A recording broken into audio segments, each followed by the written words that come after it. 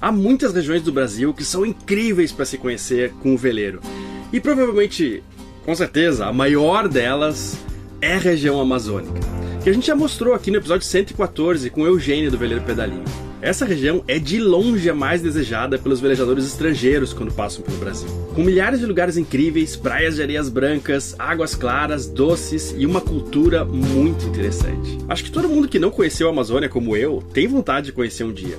Mas sempre vem aquele medo da segurança e tal, né? Porque, inclusive, houveram problemas no passado, mesmo que já há um bom tempo. Mas além de quem eu entrevistei, é uma série de pessoas lá que velejam todos os dias por aquela região e estão quebrando esse tabu também. O Rally du Soleil, por exemplo, foi um evento francês com veleiros de fora que rolou lá por 8 anos sem nenhum problema.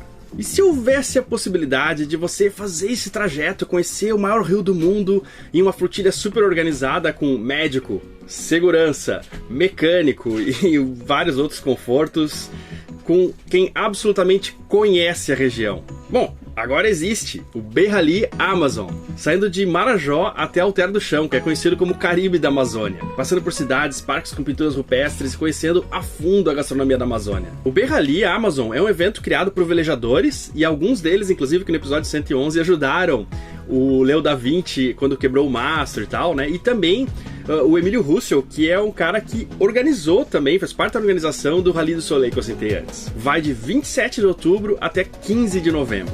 Se você quiser ir com seu barco, acesse o site brallyamazon.com e saiba mais detalhes e cadastre-se. E se você não quiser ir com seu barco, ou se você ainda não tem um barco, você pode também ir fazendo charter em um dos barcos que vão. E o site também auxilia nisso, a encontrar o barco certo, da mesma forma que é feito na Refeno. Aliás, os dois eventos estão trabalhando juntos e se você se inscreve na Refeno, você tem um desconto no B-Rally Amazon também. E aliás, os eventos foram feitos com datas que ajudam o velejador que está subindo a costa, quer participar da Refeno, depois do B-Rally Amazon e quer subir para o Caribe. Ou descer também, que parece bastante difícil por causa dos alísios, mas a organização pode te ajudar a fazer isso da melhor forma possível, com segurança e tranquilo.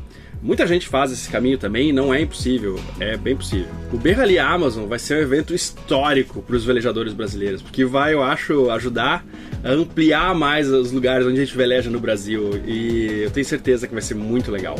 Não perca essa oportunidade, se você quiser conhecer a Amazônia, esse é o melhor método de fazer isso.